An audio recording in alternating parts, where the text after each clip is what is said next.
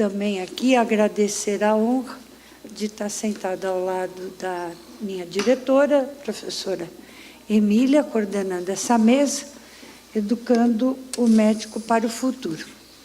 E dizer que, para mim, é emocionante. São muitos anos de Escola Paulista de Medicina, desde 1967. Então, é uma vida dentro dessa casa. E vou já parar.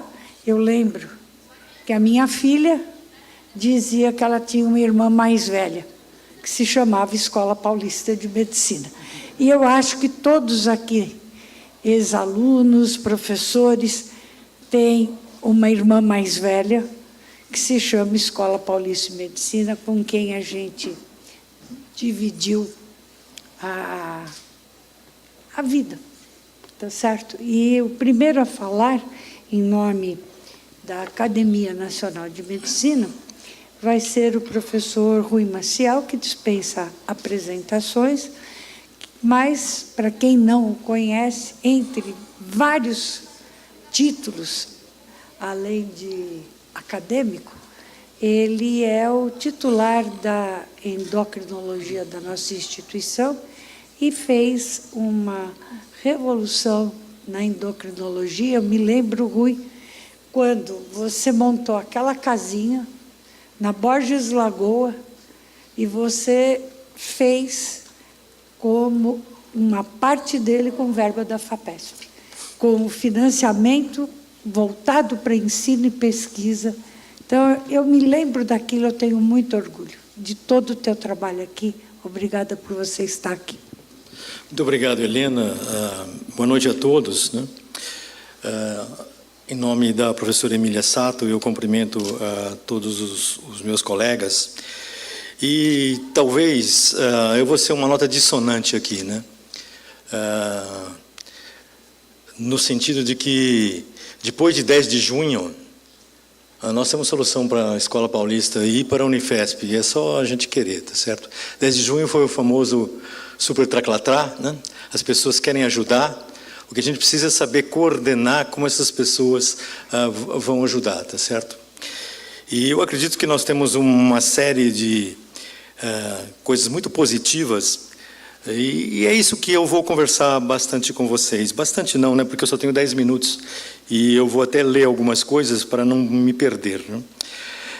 Muito tem se dito a respeito dos dilemas que acometem a formação médica de hoje em dia, como excesso de faculdades, infraestrutura precária, docentes despreparados, pouco treinamento.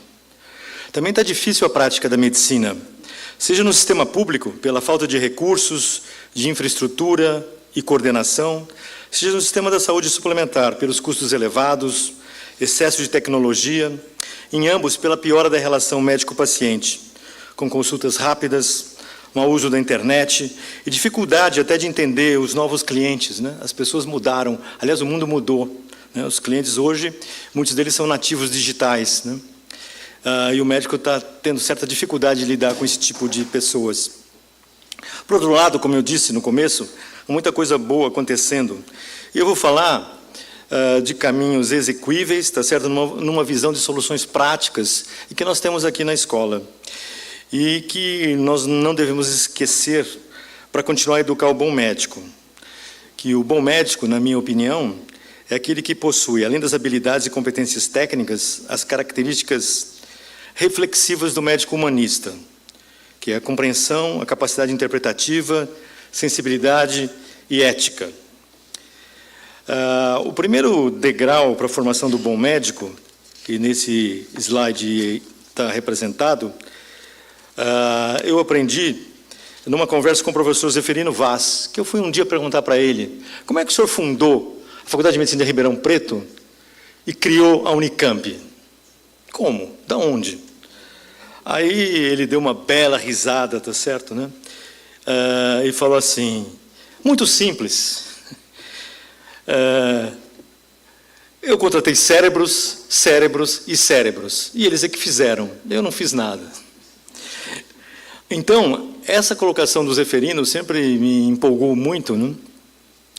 E aí eu lanço um repto aos nossos diretores, no sentido de que nós devemos continuar a realizar concursos exigentes para contar com os professores excelentes, tá certo? E que contenham algumas das características que são expressas nesse slide, tá certo? Esse é um modelo que, quando eu trabalhei na FAPESP, especialmente com o Mário Saad e com o professor Walter Colli, nós éramos convidados muito para ir em alguns lugares para dizer como é que você deveria ser um bom pesquisador, um bom professor. E nós elencamos essas qualidades, tá certo, que valia naquela época, 2005, tá certo, mas eu continuo achando que deve valer até hoje. E tem algumas aí até que eu considero absolutamente essenciais. Um professor tem que ser um indivíduo que entusiasma os seus colegas, tá certo? Os seus alunos, e buscar sempre a excelência. Mas, talvez o mais importante, que eu acho que é um modelo bem epemista, e no tocante às habilidades e competências técnicas, é essencial que os professores façam e estimulem os seus alunos a pesquisar. Como foi mencionado aqui, essa escola teve a sorte de ter professores básicos em tempo integral e que sempre foram muito alinhados com as áreas médicas e cirúrgicas, né? E essa, como eu disse, é uma clara característica epemista, né? O meu amigo Nestor Shore insistia, em qualquer circunstância que havia, na seguinte frase: iniciação científica para todos os alunos. Parecia uma mantra que o Nestor defendia, né? Sempre ajudado bastante para a Helena nesse sentido, tá certo? E eu também gosto de citar sempre um estudo da Unicamp. A Unicamp sempre teve uma graduação muito bem estruturada, que os alunos, periodicamente, avaliavam seus professores. E sempre tinha os professores melhor classificados. Aí, um dia, o Mário Saad fez uma junção dessa classificação, que durava mais de 30 anos, com o PubMed, tão simples quanto. E aí ele notou que, realmente, os alunos de graduação ranqueavam melhor aqueles professores que mais se destacavam no PubMed. Ou seja, havia uma relação direta entre pesquisar bem e ensinar bem. Por isso que eu sempre falo que, para a formação de um bom médico, é necessário um ambiente que propicie a pesquisa. Essa curiosidade, está sempre aprendendo, nas áreas básicas e aplicadas. Quem pesquisa ensina melhor, entusiasma mais os seus alunos. Eu já tive várias discussões com alguns dos indivíduos aqui, né, nessa escola, e eu continuo insistindo no meu tema. E vamos perguntar para os alunos, quando algum professor fala, não, eu só ensino, eu falo, vamos perguntar para os alunos quem eles preferem, tá certo? Aí ele se afina e não vai perguntar. Porque, na verdade, o melhor professor é aquele que pesquisa e está sempre com essa curiosidade. Nós fazemos isso aqui muito bem. E outra coisa que eu não estou falando por mim, tá certo? São os outros que estão nos avaliando. Essa recente avaliação do Times Higher Education, que nos colocou em 3º lugar como universidade brasileira, né? E a primeira entre as federais, as nossas notas boas vieram da pesquisa, das citações e do ensino. Não veio de você gerar riqueza ou de você criar produtos industriais, tá certo? Não veio até de inserção internacional. As maiores notas foram nisso. É nisso que nós somos bons. É óbvio que, para formar um bom médico, a incorporação de tecnologia, assuntos que serão discutidos nos próximos dias, como Big Data, genômica, inteligência artificial, algoritmos de decisão, medicina de precisão, entre outros, são alavancas indispensáveis para o bom médico do futuro. Porém, eu proponho e pratico que a incorporação dessas novas tecnologias, elas sejam associadas à busca do humanismo, que já foi mencionado aqui, que são essenciais na formação do médico. Isso também nós fazemos bem na escola, e eu vou dar alguns exemplos para vocês. Afinal, nós lidamos com humanos, e como dizia Gregório Maranhão, que foi, além de filósofo, um grande médico endocrinologista, o humanismo é muito mais gesto e conduta que, em sentido estrito, saber. Além disso, a medicina surgiu da empatia original do homem para com o homem, do desejo de ajudar aqueles em sofrimento, necessidade e doença. As pessoas doentes precisam de mais ajuda do que as outras. Porém, eu vejo, e até na nossa instituição de vez em quando eu percebo, alguns educadores que preferem remover as qualidades humanas dos estudantes de medicina, ao invés de incuti-las, propondo uma prática médica técnica e fria. Além disso, o nosso curso médico, com sua carga curricular excessiva e exigente, além dos comportamentos atuais da vida moderna, especialmente academias de ginástica e redes sociais, retira o tempo que poderia ser dedicado às atividades que favorecem ou que favoreciam a busca do humanismo. Eu estou vendo alguns dos meus colegas aqui, onde a gente lia, ia ao cinema, gostava de música, tá certo, e de história. Aqui na escola, a experiência do professor Dante Galian com o Laboratório de Humanidades, onde se discutem as obras clássicas com um grupo de alunos, depois da leitura individual, tem contribuído para uma visão mais humanista dos nossos estudantes. Eu sou prova disso porque eu tenho vários alunos que frequentaram o Laboratório do Dante, e eu recomendo sempre para os alunos de graduação, até os residentes, né? A obra clássica apresenta o problema do humano enquanto questão eterna e universal. Um dos meus alunos falava assim: eu acho que eu aprendi muito mais a respeito do ser humano lendo os clássicos lá no Laboratório de Humanidades, como Hamlet, Dom Quixote, Odisseia, A Morte de Ivan Illich, do que lendo manuais de psicologia, tratados filosóficos ou os cursos de psiquiatria, com todo o respeito a Jair. Porém, ler uma obra clássica não é fácil. Assim, nesse laboratório, compartilham-se impressões e sentimentos sentidos pelos alunos depois da leitura individual. Configura-se assim o processo clássico da humanização, onde a experiência estética desencadeia a reflexão, causa uma reconfiguração ética nas pessoas, que modifica a prática e a ação.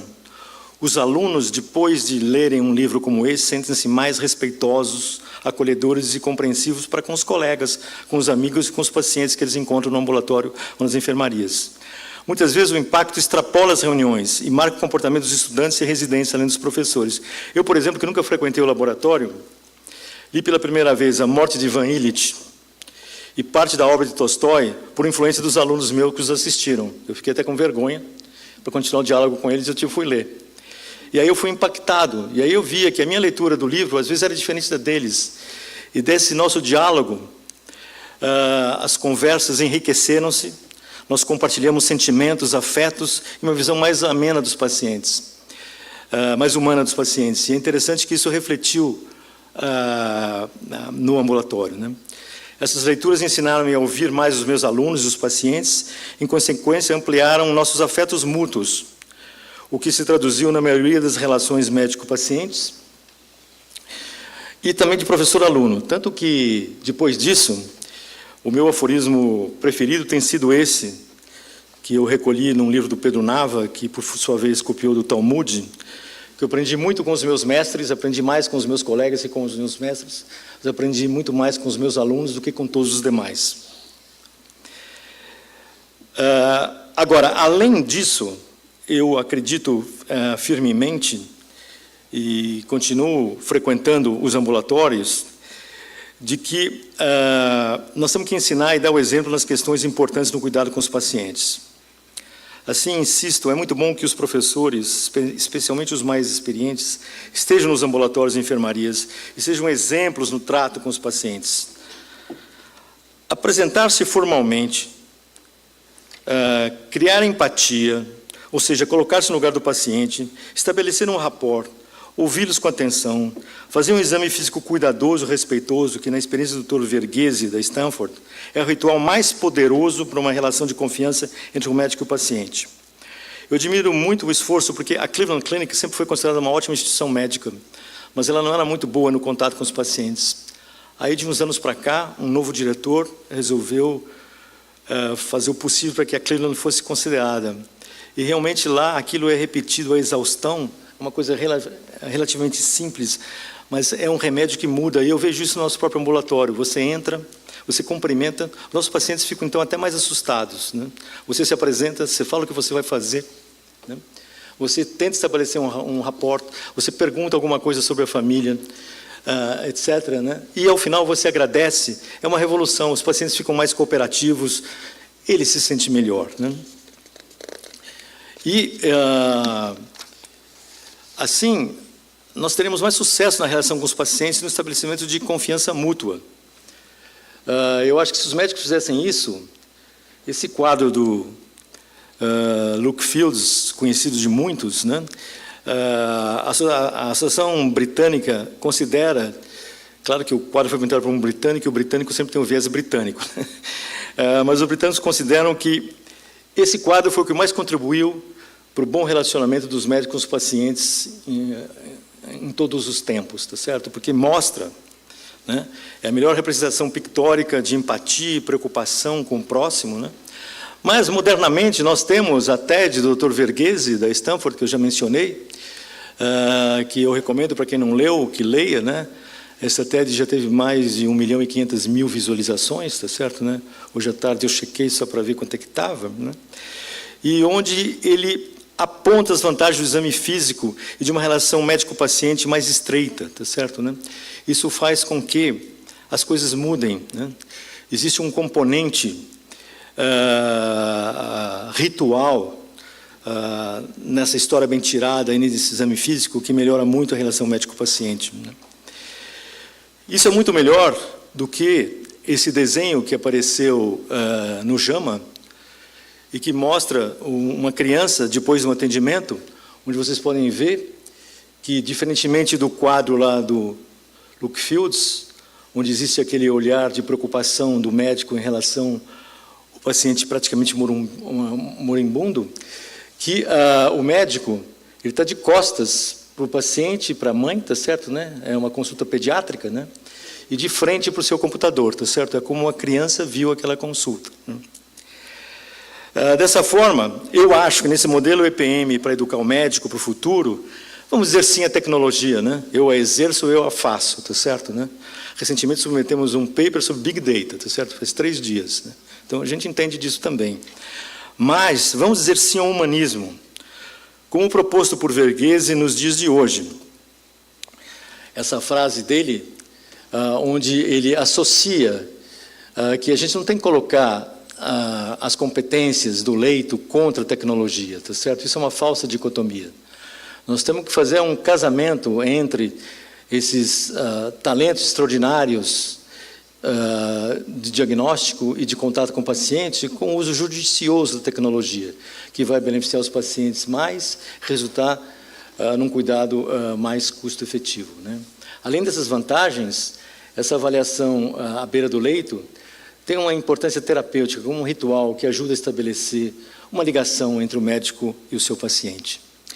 E vocês não se esqueçam da formidável verdade escrita há 144 anos por William Osler, o pai da medicina moderna, que numa recomendação aos seus estudantes fala que lembre que qualquer paciente vai te examinar criticamente e vai te julgar como é que você vai fazer no exame físico, tá certo, né? A capacidade e a delicadeza na manipulação, desde você sentir o pulso até você realizar algumas coisas de maior complexidade, tá certo, né? É que vão estabelecer a confiança em você. Isso vai estabelecer mais confiança do que um monte de diplomas que você tem na parede ou a reputação que você tenha de ter trabalhado num grande hospital, né? Então, só terminando, nós temos muitas dificuldades, mas eu considero que a Escola Paulista, depois de 10 de junho, nós temos mecanismos de buscar e de vencer todas as dificuldades, como falou bem o Rubens. Eu gosto muito de uma frase do professor Adib Jatene, que ele sempre fala: eu sou contra essa história de dizer eu não faço porque não me dão condições. Se você é capaz de fazer, você cria as condições. Eu acho que nós estamos num momento de criar as condições. Nós já tivemos muitas condições criadas, o Rubens lembrou aqui, circunstâncias incríveis, como o Hospital do Rim, né? E outras, como ele muito modestamente não falou tão bem, tão enormemente do Instituto da Visão, tá certo? Mas, concluindo, né? Temos que olhar a tecnologia, mas nós não podemos esquecer essas questões muito importantes que acompanham os médicos desde a criação da medicina. Estar muito próximo dos nossos pacientes, ser o mais possível empáticos com eles, tá certo? E com isso nós vamos criar o médico do futuro que vai ter um diferencial extraordinário. Muito obrigado pela atenção.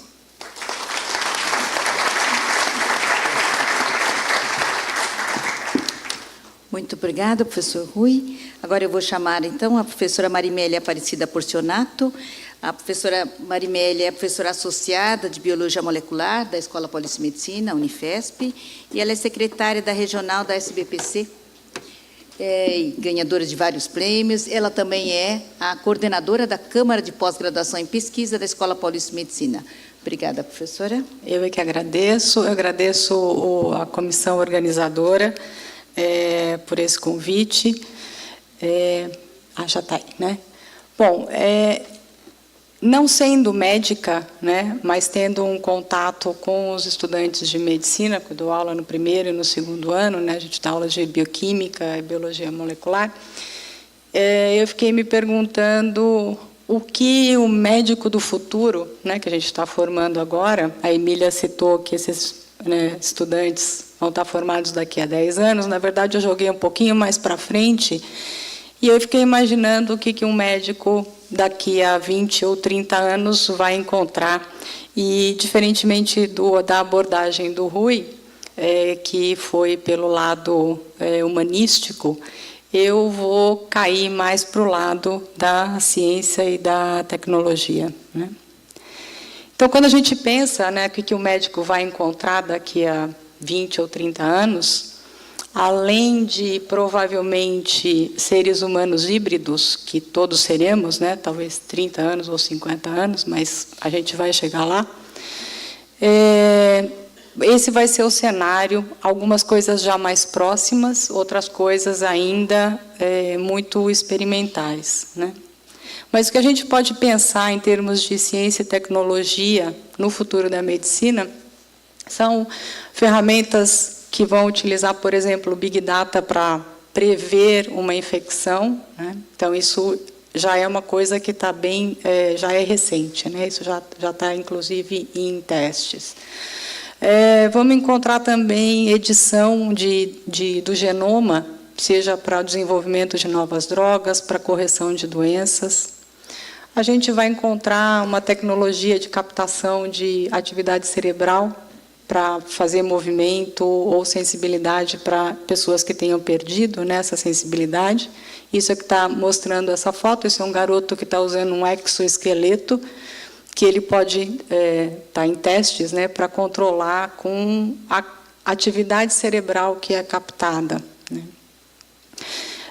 Além disso, várias estratégias para proporcionar um envelhecimento mais saudável, né, e prolongar a expectativa de vida.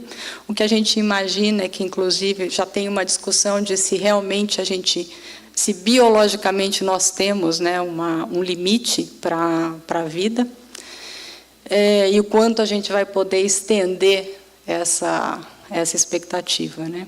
Além daquilo que eu comecei falando, né, que é a biofabricação de tecidos e órgãos para transplante. E não somente, eu acho que hoje a gente pensa, né, nesses transplantes ou nesses tecidos e órgãos como tecidos e órgãos feitos de células de verdade e de matriz extracelular, mas muito provavelmente daqui a 30 ou 50 anos a gente vai ter materiais, né, não biológicos interagindo com materiais biológicos. Então, o médico que hoje está entrando ou que está próximo aí da sua formação, certamente vai pegar parte desses desenvolvimentos tecnológicos, né? Opa, desculpa. E uma coisa pode ser, eventualmente a gente vai ter um futuro tão delimitado, como eu tentei colocar na outra slide, ou, na verdade, a gente vai ter uma mistura e as fronteiras entre as diferentes abordagens, né? Então, seja de coleta de dados ou as questões biológicas, ou a Emília mostrou, né, esse curso de medicina, que é uma medicina com a engenharia. Então, essas fronteiras que hoje a gente começa a perceber que começam a se desfazer, então essas fronteiras já não existem tão claramente como existiam há 10 anos atrás ou 20 anos atrás. Mais para frente, elas provavelmente vão desaparecer, né? E o médico vai ter que dar conta de todos esses aspectos, né? Então, seja os aspectos de coleta de dados, seja os aspectos biológicos, seja os aspectos humanísticos, econômicos, e, enfim, uma série de características que certamente são bastante complexas, e o desenvolvimento de todas essas habilidades vai requerer um esforço muito grande de em toda a sua formação, né, dos professores. E não só os estudantes têm que ter essa capacidade, né, de lidar com essa, talvez, ausência de fronteiras, mas nós, docentes, a gente vai ter que se preparar também para enfrentar esse tipo de desafio, que é preparar alguém para lidar com um cenário muito mais complexo e muito mais diverso do que aquilo que a gente está vendo. Quando a gente olha todas essas características, e, em especial, quando a gente volta mais para a questão da ciência e tecnologia, obviamente, a gente não pode deixar de pensar em que nós precisamos dos, né, investimentos nessas áreas. E aqui, já que eu estou falando, né, representando a SBPC, eu também não posso deixar de mostrar o quanto nós temos sido prejudicados e os investimentos, né, em ciência e tecnologia no país têm caído nos últimos anos. Certamente todos vocês já viram vários desses gráficos mostrando a queda, né, no investimento para a ciência e tecnologia no país, e a gente faz sempre questão de repetir, né, que ciência é investimento. Isso é uma frase que a Helena, a Vanderlan, a gente, né, sempre repete isso, porque parece que nunca é demais, né, mostrar que ciência, tecnologia, educação, isso não é gasto, é investimento. E nós temos que continuar lutando para que que isso seja revertido. E, para finalizar, eu encontrei um dado que me deixou bastante preocupada, olhando nos dados da OECD. Um dos testes que foi aplicado aqui, né, no PISA, mede o grau de alfabetização científica de jovens da faixa de 15 anos de idade. Então, a alfabetização científica nada mais é do que a capacidade que uma pessoa tem de compreender algum conceito científico ou de explicar algum fenômeno que tenha, né, uma característica de ciência, ou que possa fazer inferências ou explicar algum fenômeno, tirar conclusões baseado em evidências científicas. E, se vocês olharem, deixa eu consigo apontar aqui, né? O Brasil está aqui, né? Então está nos piores índices de essa pesquisa de 2015, sendo que aqui a gente tem a média, né, dos países que foram testados. Esses países estão aqui. Então, se a gente pensar que esses meninos de 15 anos, daqui a 5 anos, estarão entrando, né, nas universidades, e aí eu não estou falando somente aqui da Escola Paulista de Medicina, porque a gente não é uma ilha, né, a gente tem que se preocupar também com o que acontece no restante do país. Então, esse dado, né, dessa deficiência da alfabetização científica dos jovens é bastante preocupante. Então, acho que se a gente quer pensar no futuro da medicina e no futuro de todas as outras carreiras também, né, então a gente tem que talvez ter alguma ação também nessa questão da alfabetização desses jovens. E, para finalizar, a SBPC faz muito esse papel, né? Eu convido todos que não conhecem, né, o trabalho da SBPC, que entrem aí no site, e aqueles que não são sócios, que se associem, porque a SBPC tem um papel muito importante nessas lutas por manutenção de investimentos na ciência, tecnologia, educação, saúde, e há 70 anos vem, né, brigando, e nós temos aqui a nossa presidente de honra, né, a Helena, que foi a última presidente da SBPC, e continua presidente de honra, e ela fez um trabalho excelente na sua última gestão. Eu agradeço, então, a oportunidade de falar aqui, e muito obrigada.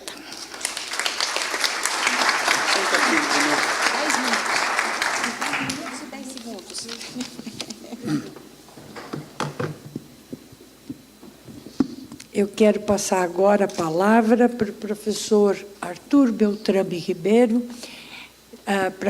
Todo mundo conhece, mas eu vou dizer algumas coisas sobre o Arthur, bem rápidas. Ele é professor titular, nefrologista, também com vários prêmios nacionais e internacionais, mas tem um outro ponto que eu acho extremamente relevante da carreira do Arthur, que a gente já citou, o Hospital do Rim.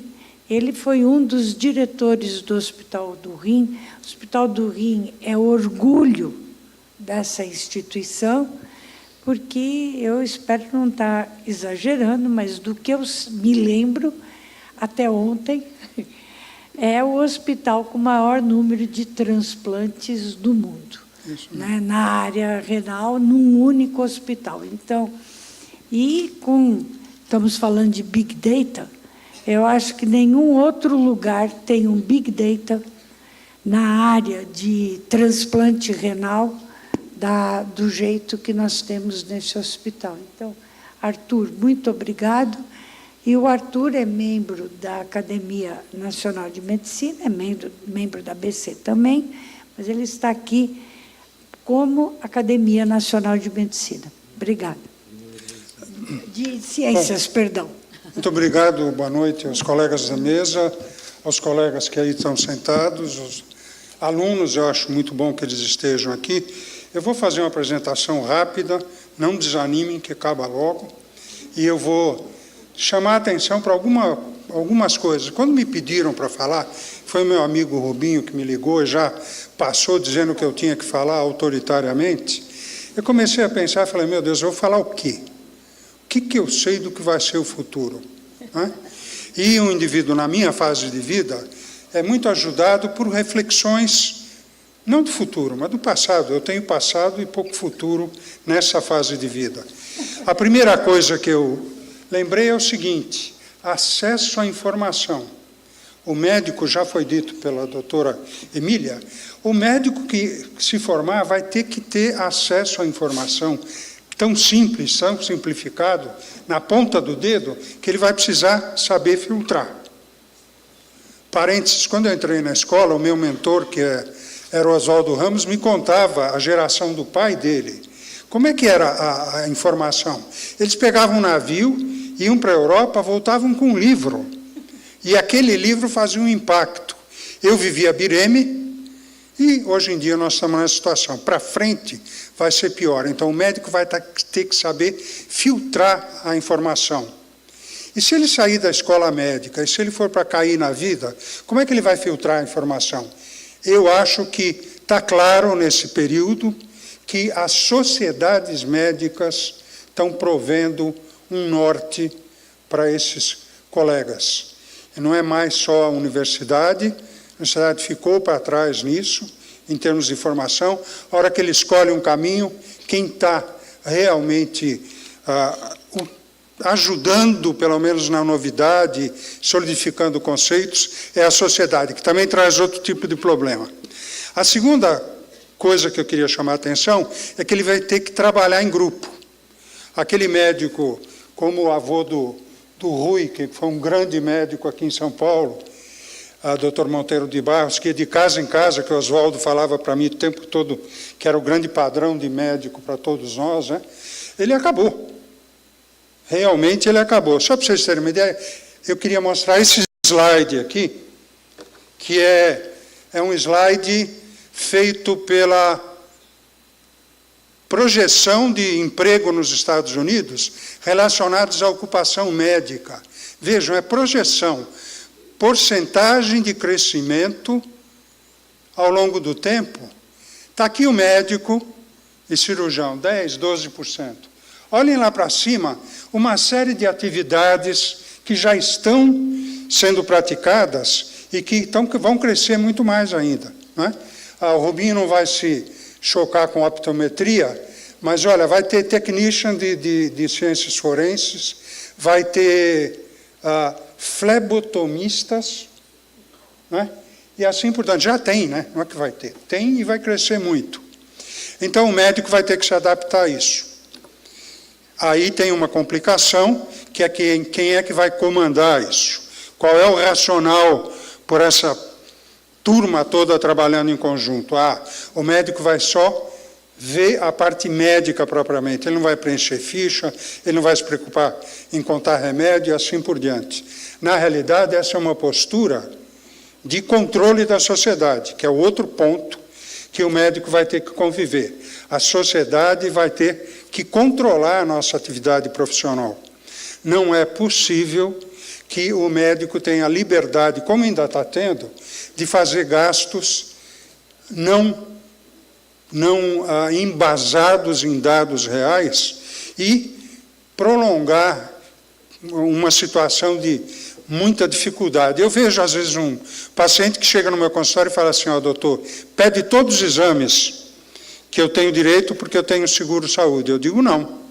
Porque se eu pedir todos os seus exames, o meu seguro-saúde vai ficar mais caro, que é o que está acontecendo. Então, a gente tem que parar com essa coisa e aceitar. Agora, não é todo mundo, tá bom. Eu sou dermatologista, não quero saber de secretária, não sei o quê, vou fazer uma prática que depende pouco do hospital e vai ter plateia para isso. Quer dizer, o médico vai ter essa liberdade, mas o grosso de nós vai ter que dialogar com a sociedade em termos de custo, entender que nós vamos ter que ter parâmetros que definam a nossa atividade para o bem e para o não bem, quer dizer, nós vamos ter que ser avaliados por essa atividade, e isso é inexorável. Eu acho que é um dado que é complicado gerar indicadores corretos, etc., mas tudo bem. A segunda coisa é que você pode jogar futebol, você pode ser médico, mas você vai ter que participar necessariamente do campo que você vai jogar. No passado, o médico tinha uma posição tranquila. Mesmo os nossos fundadores vinham aqui de manhã, no consultório à tarde, tudo bem. Agora, a nossa inserção social não permite que a gente ignore o que está acontecendo. Então, o Hospital do Rim nasceu exatamente dessa constatação, de que nós precisávamos tentar criar uma saída para somar em relação à atividade médica, não só de assistência, mas como educação e pesquisa. Eu, hoje em dia, sou daqueles que acreditam muito pouco na capacidade do governo de resolver esses problemas. O governo gasta muito e gasta mal. A gestão dentro do governo eu acho extremamente complicada. Em relação à tecnologia, a professora Marimélia já falou, eu tenho certeza que ela vai ser incorporada. Tanto tenho certeza que já uso até celular. De modo que é inexorável que a gente traga a tecnologia para cá. E outra coisa que vai acontecer, agora voltando um pouquinho ao Brasil, esta explosão escandalosa, maléfica de escolas médicas, vai trazer desemprego médico. Então, aqueles médicos que quiserem ter um exercício profissional melhor, vão ter que ter um pouco de formação cognitiva. Não vai dar para ser só um indivíduo que trata de uma determinada especialidade, porque, de repente, a especialidade desaparece. Lembrem da tisiologia, lembrem de tudo. Então, assim como na educação geral, nós vamos ter que ter preparo cognitivo, o médico vai ter que ter também, ele vai ter que se adaptar. Ele vai ter que se adaptar também a trabalhar com diretrizes. Atrás das diretrizes as diretrizes trazem conhecimento médico, mas trazem também controle econômico, de modo que para ele se situar nesse meio, ele vai ter que entender bastante dos critérios e da formulação da sociedade. Eu acho que, na realidade, para não ser só pessimista, o médico vai trabalhar sob maior controle social, evidentemente, mas vai fazer um exercício profissional mais satisfatório, porque ele vai ter o benefício do que a ciência gera e orientando a medicina pelo melhor caminho. Quando eu me formei, a gente morria de hipertensão arterial e hoje é uma doença absolutamente controlada. Eu queria só me extrapolar um pouquinho e deixar um pedido a todos nós para cuidarmos da Escola Paulista de Medicina, que é um celeiro que ajudou tanto esse país e ajuda, para que ela volte um pouco às origens. A SPDM foi fundada pelos aqueles que fundaram o Hospital São Paulo, e a Escola Paulista e o Hospital São Paulo, para ajudar a Escola Paulista. Captava dinheiro, vendia saco de café, jogava para lá. Hoje em dia nós estamos chegando numa situação que não dá mais nem para ajudar.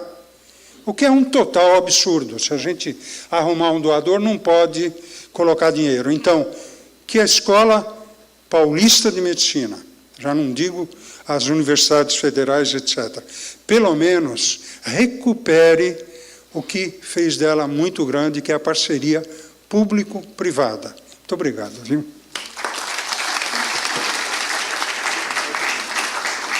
Muito obrigada. Senta aqui, Emília.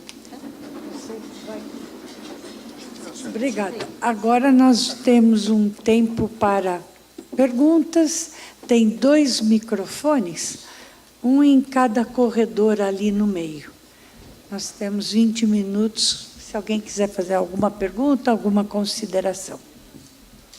Eu posso aproveitar só um pouquinho do tempo, eu vou agradecer a presença da professora Magda, que é a vice-diretora da Escola de Enfermagem, obrigada pela presença, a professora Rosana Puccini, que é a diretora do campus São Paulo, obrigada, o professor Ferraro, que é superintendente do Hospital São Paulo. Acho que é muito importante ver que, numa atividade dessa, nós contamos com a presença das diretoras, então, da Escola de Enfermagem, crescemos juntos como escola, né? Agora estamos separados, mas temos o mesmo sonho, o sonho de ter um espaço bom, que é o Hospital São Paulo, que possamos usar e que possamos crescer. E acho que a tônica de todas as falas aqui foi de que tenhamos ainda sonhos e que possamos procurar nossos caminhos, tenhamos liberdade para esta procura, para nos mantermos vivos, né? Porque nós temos que sobreviver a todas essas crises.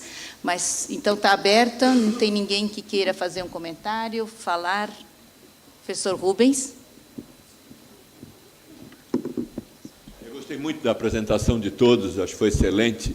Queria, já que o Arthur falou que eu pedi que ele fosse o quê? Autoritário.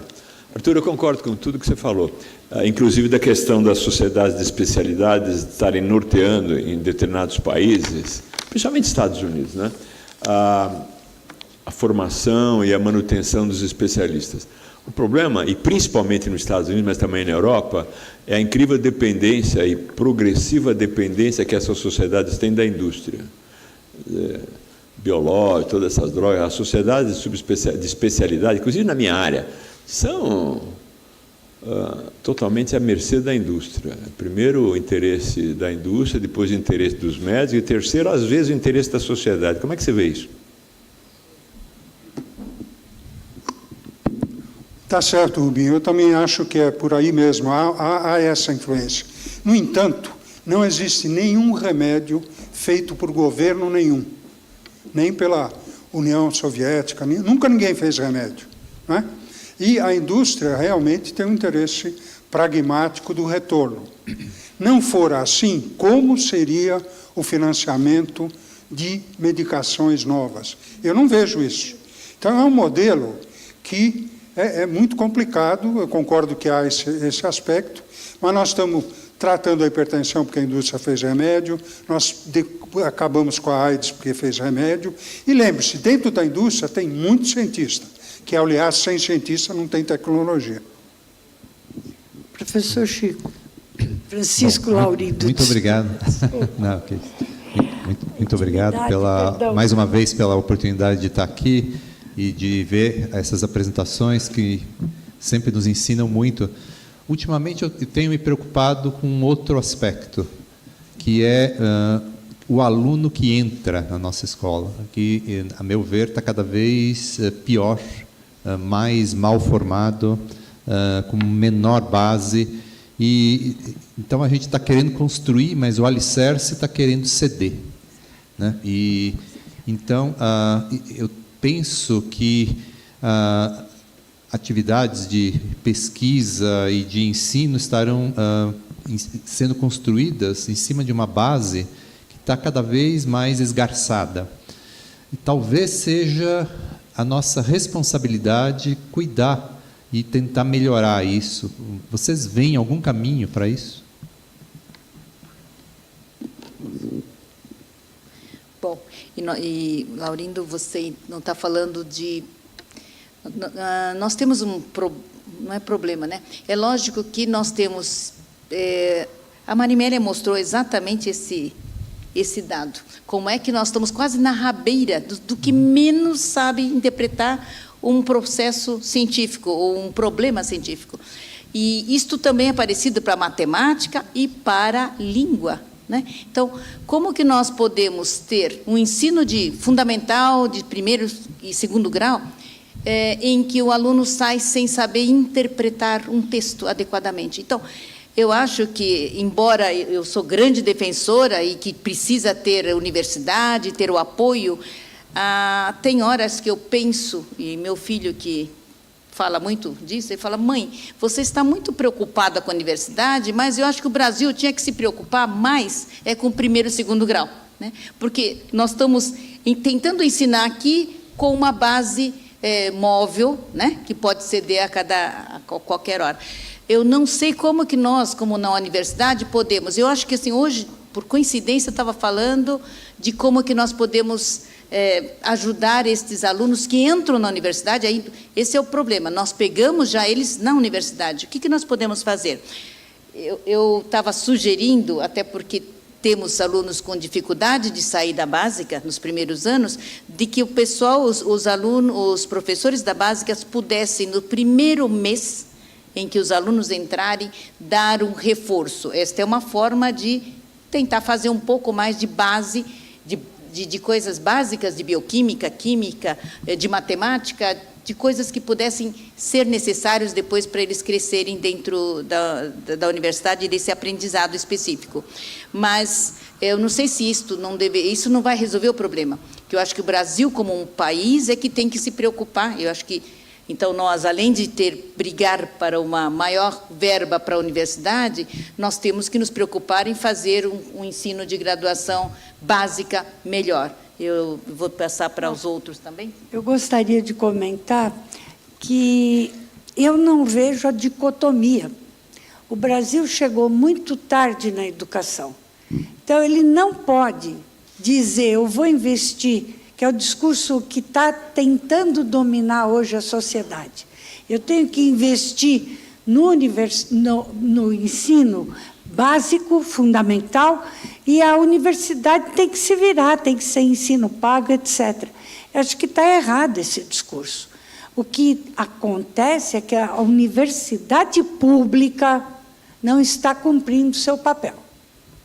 Ela não está olhando de fato, porque quem forma os professores que estão dando aula no ensino básico são as escolas privadas, cursos noturnos. Então, a universidade pública está calada assistindo tudo isso. Ela tem que fazer uma autocrítica e fazer projetos para resgatar. Eu me sinto culpada disso. Se você olhar, 75% das nossas matrículas são de universidades privadas.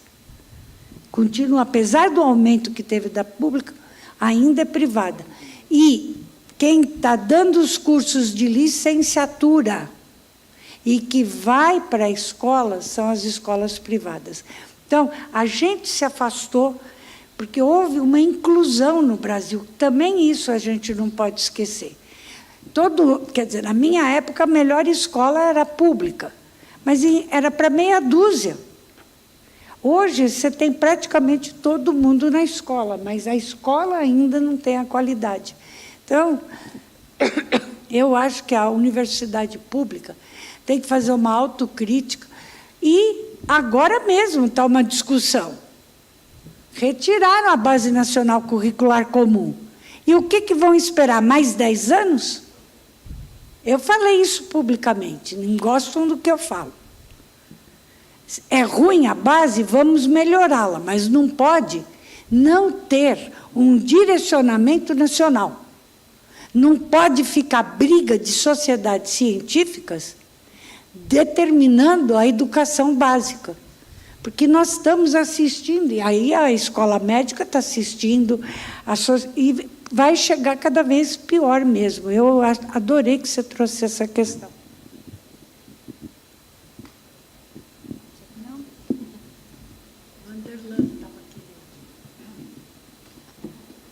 Professora Vanderlan, pode ir.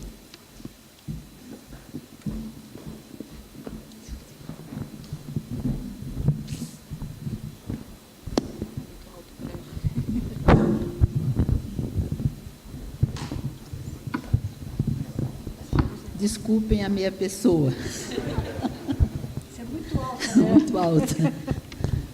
Então, feliz de estar aqui assistindo um debate tão interessante para uma química, mas que tem tudo a ver com a medicina.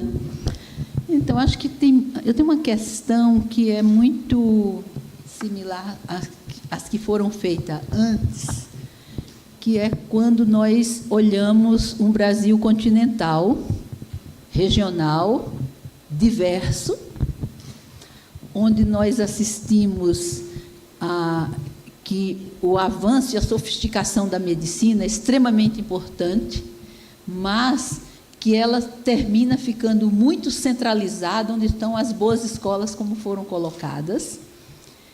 E você tem uma população extremamente carente, precisando de médicos e de especialidades. Quando você sai por esse Brasil afora, o professor Rubens está aqui, ele tem um navio que anda fazendo cirurgia lá na Amazônia. Eu faço parte de uma avaliação na Amazônia, mas também ando muito no Nordeste. E nós vemos, em alguns lugares, um estado de falta de atendimento mínimo e básico, até específico, de uma forma calamitosa que não condiz com a sofisticação que nós temos em algumas escolas de medicina. E era com relação a esse aspecto deste país tão diverso, tão heterogêneo, que eu gostaria de ouvi-los um pouco, de como, não é, poderíamos minimizar um pouco, principalmente quando nós vamos a algumas regiões onde o sofrimento humano ainda é estarrecedor.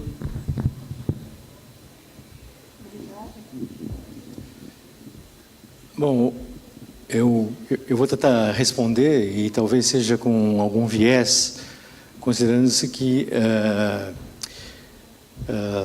eu acho que a situação ela é muito mais ampla, né?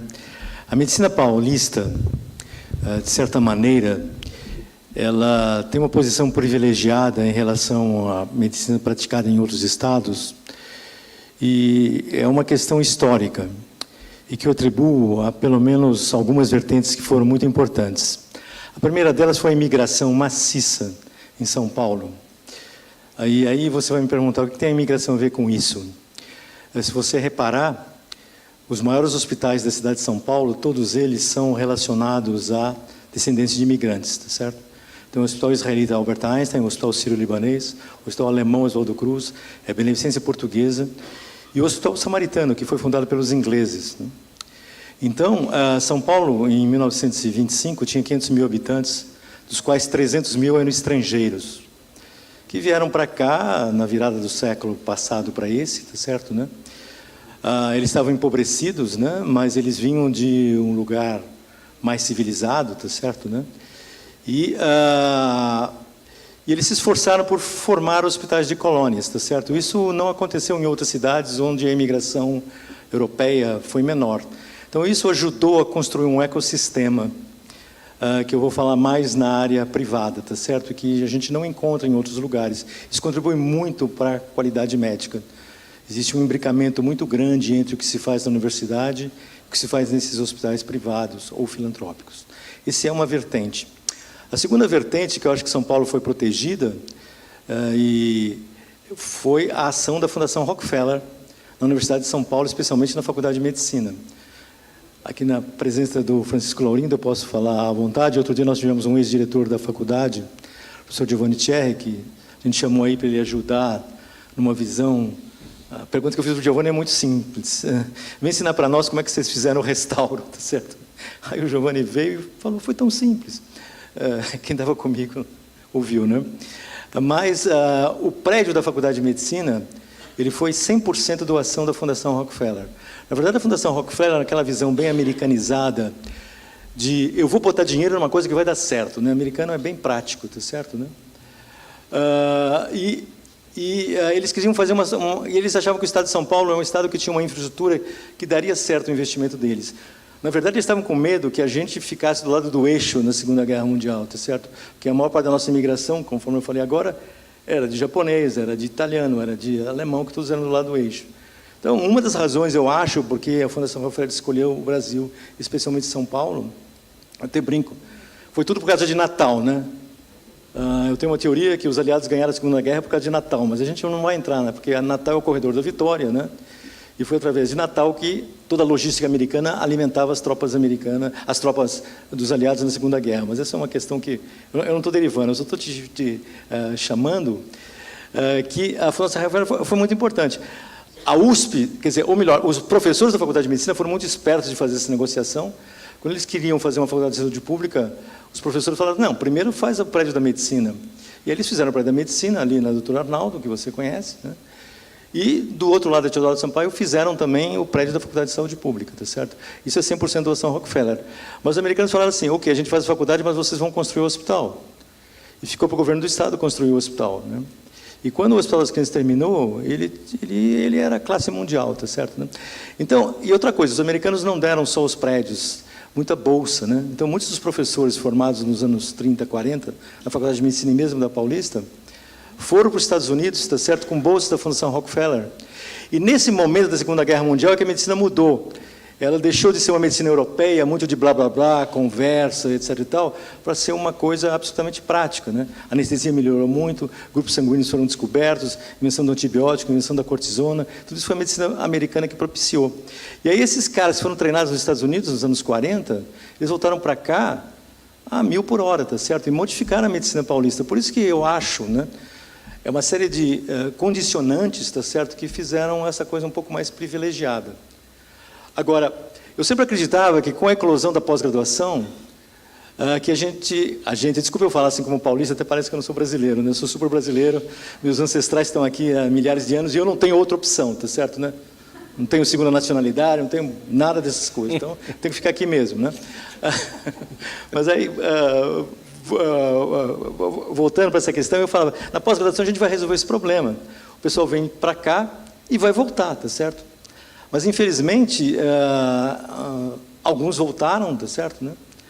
Mas não conseguiram, talvez, né? Desculpa ter feito essa longa digressão, tá certo? Mas é que é um assunto que me interessa bastante, eu tenho estudado muito isso daí, tá certo, né? E explicar algumas dessas razões, esse favoritismo. Não foi o governo federal, pelo contrário, aqui ele ajudou muito pouco, tá certo? E a última coisa que eu queria falar, que aliás essas palavras não são minhas, as palavras são do Brito, que é diretor científico da FAPESP, que nesse mesmo salão, né, Paulo aqui é testemunha, eu até falei, nossa, o Brito está tendo um surto aí de... Ele falou que a elite paulista, que fundou a USP, também teve a visão de criar uma série de escolas, Escola Superior de Agricultura Luiz de Queiroz, Instituto Agronômico de Campinas, né? A própria criação do ITA foi, apesar de ser federal, foi um desejo, né? E que hoje muita da riqueza do Brasil foi constituída a partir dessa elite cafeeira que tinha uma visão de fazer progresso, tá certo, né? Enfim, sei lá, mas eu concordo com você. Eu acho que é muito importante que haja essa transferência de conhecimento de uma maneira muito mais intensiva. No começo da pós-graduação, nós tínhamos programas, né, que o sujeito era obrigado a voltar para lá, tá certo? Mas essas coisas foram esmaecendo à medida que o tempo foi passando. Agora, isso daí é a minha opinião, tá certo? Eu não quero ser dono da verdade. Ultimamente eu aprendi que... Ok, não sei se você quer falar, Arthur. José Jardim, da pneumologia. Alguém já disse, eu acho que vocês todos acabaram falando dessa heterogeneidade do Brasil, de um país que se usa essa palavra há muito tempo, continental. Eu não gosto muito de usar essa palavra. Eu acho que é um Brasil, realmente, ele não deixa de ser um continente, as distâncias são grandes, e há uma heterogeneidade em todos os aspectos, cultural, nos casos nossos da medicina. Por outro lado, a Escola Paulista de Medicina, e aqui nós estamos discutindo um problema específico da Escola Paulista de Medicina, esses anos tem sido um marco e ha formado um sem número de professores que estão nas outras faculdades. Hoje nós estamos discutindo os 85 anos de excelência da medicina da Escola Paulista. E acho que a Soraya disse que nós estamos aqui hoje reunidos para os próximos 85 anos. A Escola Paulista deve ter uns 1.000 professores, eu imagino, há muito tempo atrás tinha 700. Aqui tem 400 vagas nesse anfiteatro. Teoricamente, deveríamos ter aqui beliches para que todos os professores estivessem aqui e estivessem escutando o que eles fizeram e o que nós vamos programar para os nossos próximos alunos que estão aqui, que vão manter esses próximos 85 anos. Eu não vejo esse monte de professores aqui. Eu vejo aqueles que sempre são, de um certo modo, os mesmos. Fico contente que 2 da mesa são meu colega de turma e os outros são todos contemporâneos. Agora, então a minha pergunta é a seguinte: o que a Escola Paulista de Medicina, para que mantenha esse nível não tão heterogêneo aqui dentro, não no Brasil, mas aqui dentro, o que a Escola poderia fazer para motivar que os nossos professores pudessem se dedicar mais à escola? E eu termino com a frase que eu falo há muitos anos na pneumologia: aluno é o que o professor quer. Se eu quiser que ele seja um excelente, aqui foi falado algumas vezes de alunos de vocês que os ensinaram tanto, se nós quisermos que os alunos sejam muito bons, os professores têm que ser muito bons, motivadores e amigos deles e colegas deles. Se nós não nos interessarmos pelos alunos, eles nunca serão aquilo que nós estamos almejando nos próximos 85 anos. Então, minha pergunta é essa daí: o que vocês, que hoje representam a nossa Escola Paulista, acham que a escola e como deveria motivar todos os professores para que dê o seu quinhão?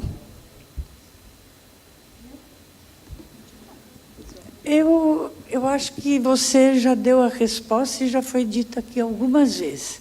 Você falou do número, né, Jardim? Estou brincando que nós somos aqueles 33. Aqueles 33 que criaram, que não desistiram, que saíram de uma guerra.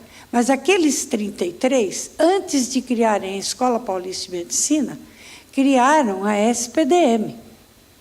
Então, o que nós temos que fazer? Agora que a Escola Paulista de Medicina voltou a existir, já tem algumas gestões. Agora que o Campus São Paulo está estruturado, agora que a Escola Paulista de Enfermagem voltou a existir, nós temos que revisitar a história e, principalmente, frente às novas legislações vigentes, que são modernas. Que dia que vai ser? 26? A reunião da AGU? Para o 21. A Advocacia Geral da União está totalmente a favor da lei da inovação. que permite essa parceria, que antes podia gerar um constrangimento. Então, o que nós estamos achando que a gente tem que voltar a ter é a reaproximação, os 33, que agora são um pouco mais, eu acredito, né? Eu contando aqui já tem bem mais, que voltem a olhar para o futuro. A SPDM tem tudo junto, uma parceira mais recente, a Colsan, mas eu vou olhar a SPDM. A SPDM tem tudo para voltar a ser a grande parceira que pode fazer a motivação, que eu entendo que os alunos estão vendo. Um hospital que ficou fantástico, a reforma que o Zé Roberto fez ali, como ele lutou para conseguir. E aí vem um ministro que não tem conhecimento e retira o recurso. E a gente está com leitos fechados e nenhuma mídia quer noticiar isso.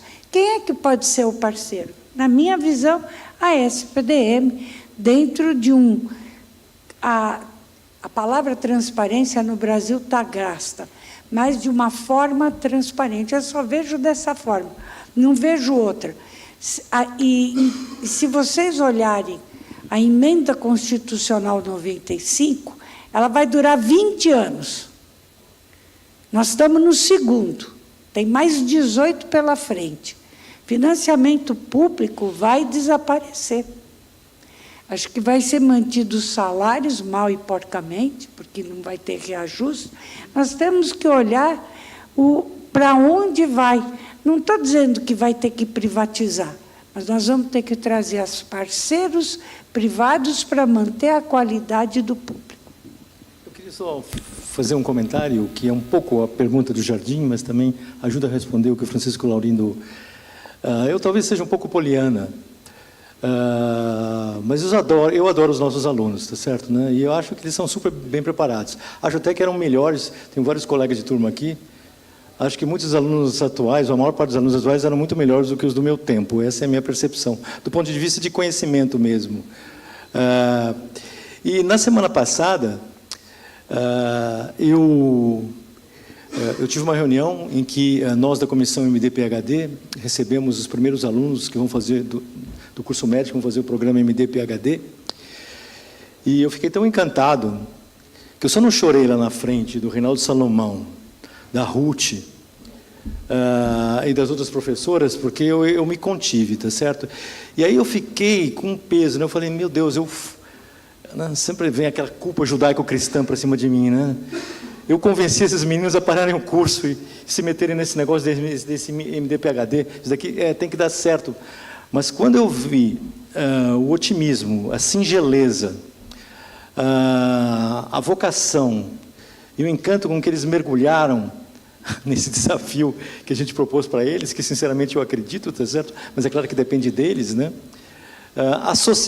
Isso é um ponto. Aí eu gosto de falar de vertentes, né? A outra vertente, e eu tenho conversado bastante com a Emília, com a Bia Castilho, com a Rosana, e juntando com tudo isso que a Helena comentou, de perspectivas reais da gente buscar recursos, mas depois que aconteceu em 10 de junho, é que eu falei, eu tenho fugido de um monte de gente que fala assim, eu quero dar dinheiro para a escola, eu tenho um amigo que quer dar dinheiro para a escola, não sei o quê, e nós não temos um mecanismo, né? Tanto que eu tenho fugido dos caras, eu falo, não, calma que a gente vai arrumar, o cara me liga, tem gente que me manda o WhatsApp, como é, já tem um mecanismo que eu quero dar, então... eu acho que existe um momento adequado, quer dizer, eu misturei um pouco as perguntas, mas ou talvez, né, como o Rubens mencionou aí no começo, da diversidade, né? Da mesma maneira que a gente foi fundado depois de 32, né? Eu ouvi dos meus antepassados paulistas aí o quanto 32 foi um baque, tá certo, né? E aí criou-se a Escola Paulista. Eu acho que depois de todos esses sofrimentos que nós tivemos nos últimos anos, né, houve uma espécie de uma cristalização emocional, né, que nós temos que aproveitar esse momento, porque isso também é que nem jogo de futebol, se você não aproveita o momento e não fizer o gol, você não faz mais o gol, tá certo? Deixa eu só falar um pouquinho, Jardim, eu acho que assim, é um desafio, fazer com que os nossos docentes voltem a ter o entusiasmo, né? Voltem a viver a escola e a vestir a camisa. Não é que voltem, porque não, acho que não deixaram, mas acho que esse lado desanimador da falta de recurso, de falar que não tem, acaba afastando e desanimando as pessoas.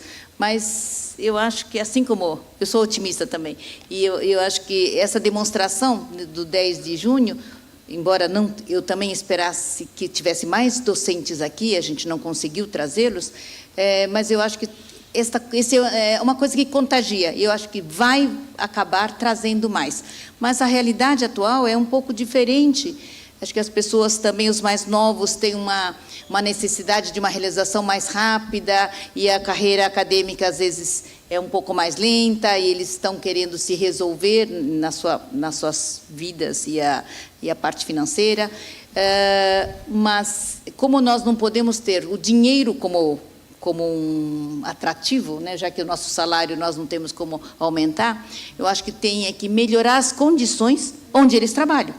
A condição onde trabalha, e nós temos bons alunos, como disse o Rui, eu acho que é isto que tem que trazer grande incentivo para que o docente volte a querer ensinar e a fazer. E eu vou dizer que a Maris voltou de uma expedição lá no Amazonas, onde levou vários alunos, e ela voltou encantada, falando quanto nossos alunos são bons. Eles foram lá no meio do Amazonas com o navio da Marinha e fizeram vários atendimentos, vários procedimentos, e são todos muito envolvidos. Você vê alunos do 5º, 6º ano que se deslancharam. Então, assim, eu acho que esses exemplos que a gente tem que ficar contando. Olha, nós temos gente boa e temos como fazê-los ficar melhor, né? Colombo, por favor. Bom, obrigado a todos pelas excelentes apresentações. O tema que eu queria trazer é flexibilidade curricular, é preocupação com diversidade de percurso para a formação médica. Então, a gente optou por um modelo em que os 6 anos de medicina, eles são idênticos para o neurocientista, o cirurgião da robótica, o infectologista que trabalha com doença por vetor, e a gente acabou de ver painéis aí com desafios enormes para a formação médica do futuro, né? O conhecimento acumulado é enorme, depressão é epidêmica, né? As pessoas olham o que precisam aprender para exercer a profissão e muitos desistem, né? Porque eu fico imaginando realmente as dificuldades de atender a todos esses requisitos a partir de uma formação de 6 anos. Então, será que não está na hora da gente trazer para a graduação essa diversidade e entender que a gente vai ter, talvez, uma divisão de trabalho dentro da medicina, indivíduos que vão ter inserção completamente diferente, vão ter gestores, vão ter indivíduos com habilidades e capacitações cirúrgicas, vão ter indivíduos pensadores, vão ter indivíduos que atuam no posto de saúde, e flexibilizar a formação para que essas pessoas sejam felizes e eficientes, ao invés de ter um tamanho de meia para todos esses pés. Será que nós estamos no caminho correto? O Arnaldo, eu concordo com você. Eu acho que talvez o jeito mais simples e mais fácil de começar isso seja acabar com a matrícula anual e fazer matrícula por disciplina. Essa seria a primeira, porque a gente tem um sistema totalmente engessado, né? Então, o aluno se matricula em todas as disciplinas, todas as unidades curriculares do primeiro ano. Se ele não passa, ele fica preso ali no primeiro ano. Então, esse seria a flexibilização inicial, deveria ser essa. Então, matrícula por unidade curricular com pré-requisitos.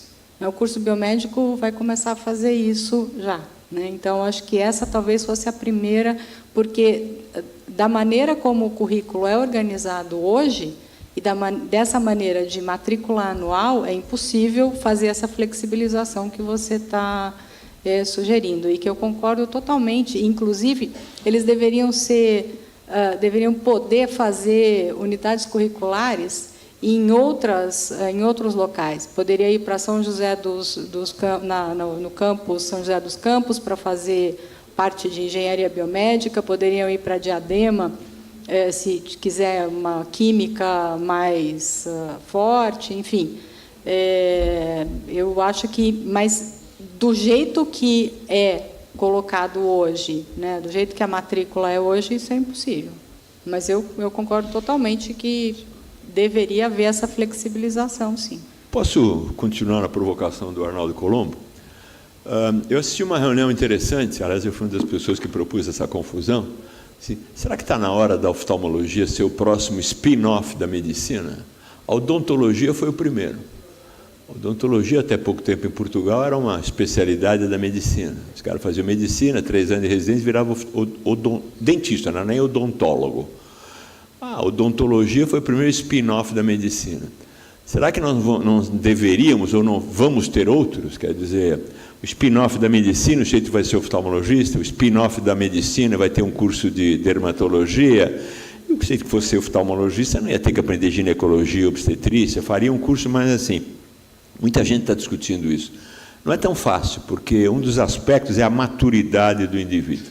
Não dá para o sujeito entrar aos 18 anos da faculdade e dizer, não, eu vou ser dermatologista, não sei o quê. Mas a sociedade, por outro lado, não pode esperar continuar gastando 22 anos para formar um sujeito que vai cuidar só do olho ou só da pele, né? Oswaldo Ramos dizia que tanta coisa da medicina parece o show do Fantástico, aquele negócio que você vê domingo à noite na televisão de medicina, mas não serve para nada para você. A gente está desperdiçando muita coisa no ensino de medicina, muito tempo, muito recurso.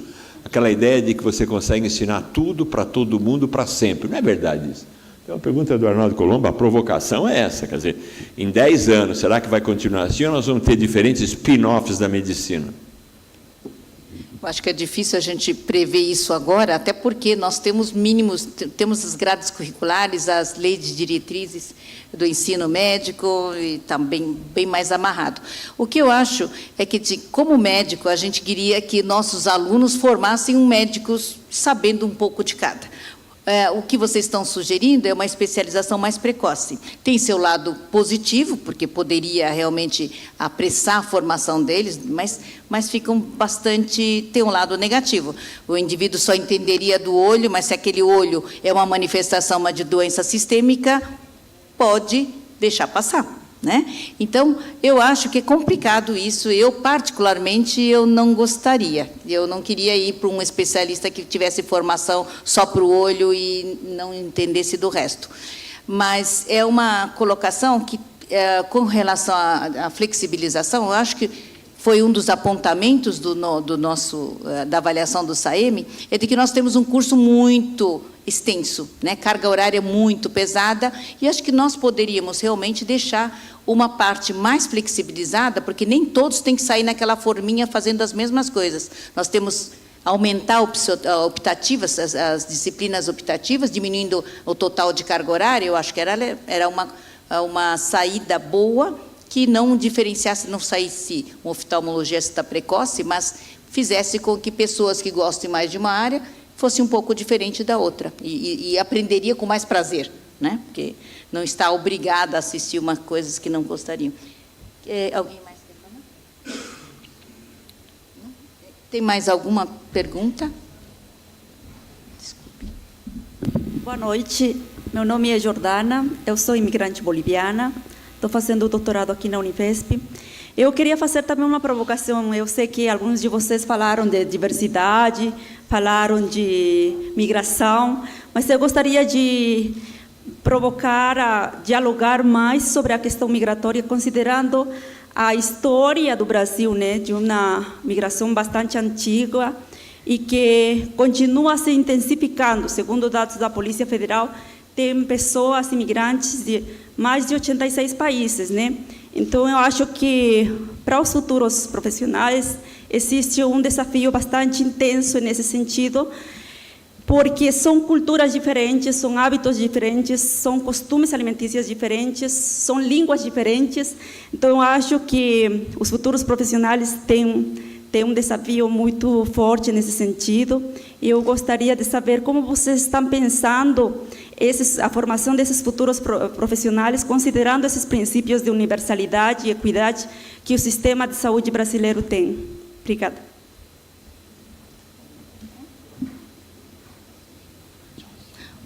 acho que você colocou aqui uma questão que nós não temos pensado, vou falar, como Escola Paulista de Medicina, nós não temos pensado muito nisso. Mas esse exemplo que eu falei dos nossos alunos, alguns, pelo menos deles, irem para atender população ribeirinha, no Amazonas, é uma oportunidade de se expor a populações bastante diferentes, com hábitos, costumes, até um linguajar um pouco diferente, né, do que nós estamos aqui. Isto que você disse seria para nós resolvermos isso, para tentar minimizar o problema, seria que nossos alunos pudessem ir frequentar comunidades e fazer atendimento. Eles vão em algumas comunidades, né? Mas nós não temos uma política para isto especificamente. Eu acho que nós estamos com essa saída dos alunos, mas são grupos de alunos que queiram ir, voluntária, e fazem várias atividades. Mas atividades extensionistas são previstas até para atender populações migrantes. E, então, talvez tivéssemos que fazer mais este tipo de atividade, né? Eu não vejo no momento... Eu vejo nesse assunto, especialmente, até uma oportunidade da Escola Paulista se unir com a universidade, no sentido de oferecer programas, realmente, até com gente que possa falar outras línguas, etc. Então, num programa muito mais abrangente, né? E que foque essas coisas, né? Eu, particularmente, considero que a imigração é a melhor coisa que pode acontecer para um país, tá certo? E ela deve ser favorecida de todas as maneiras, tá certo? Porque o imigrante, quando ele decide imigrar, ele tem uma força interna que o indivíduo que é natural da região não tem mais, tá certo, né? O imigrante pode mudar a história de um país, né? Então, qualquer iniciativa que vise a absorção do imigrante, ela tem que ser feito, né? Eu dou um exemplo, eu não tenho nenhum ancestral libanês, né? Mas uma das coisas mais épicas que eu li foi o professor Absaber, quando ele escreveu um artigo sobre o Líbano é aqui, tá certo, né? Então ele demonstrava para todo mundo que o sucesso da imigração libanesa no Brasil, né? Eles eram em maior número do que os atuais habitantes do Líbano, né? Eles eram mais cultos, eles eram mais ricos, tá certo, né? E construíram muito mais, né? E se espalharam por esse Brasil inteiro, né? Citando de novo, quando eu lembro que o Adib Jateni nasceu em Chapuri, Acre, né? Você tem uma dimensão da força da imigração sírio-libanesa para o Brasil, né? Mudou o destino de algumas cidades brasileiras que, tipo Goiás, que lá só dá árabe, tá certo, né? Então, e a mesma coisa com outras imigrações. Os italianos, então, nem falar, né? Eu estou fazendo assim por causa, não tenho nenhum sangue italiano, mas é o paulistanês aqui comigo, né? E as migrações mudam, tá certo? E eu acho que todas essas novas migrações, elas poderiam ter recebido o mesmo apoio que as antigas, né, conseguiram, e até formar um ecossistema de ajuda mútua, né? Eu acho que a universidade, mais do que a escola médica, tem condição de fazer um programa interessante, né? É uma coisa que eu provoco aí a universidade nesse sentido. Eu acho que até em Guarulhos eles têm um programa dos professores da área de humanas de acolhimento para imigrantes bolivianos, principalmente. Eu acho que eles têm até um programa que estão fazendo já. Poderíamos fazer na parte médica, ou eventualmente, um atendimento da parte médica para a população migrante, que muitas vezes fica fora do sistema e não conhece o sistema SUS. É uma possibilidade. Bom, considerando que não tenha mais ninguém, e pelo adiantado da hora, nós vamos dar uma palavra para quem quiser terminar. Não, acho que... Então, boa noite e muito obrigada aí pelo convite. Muito obrigada pela presença de todos e até amanhã para os que possam vir. Obrigada.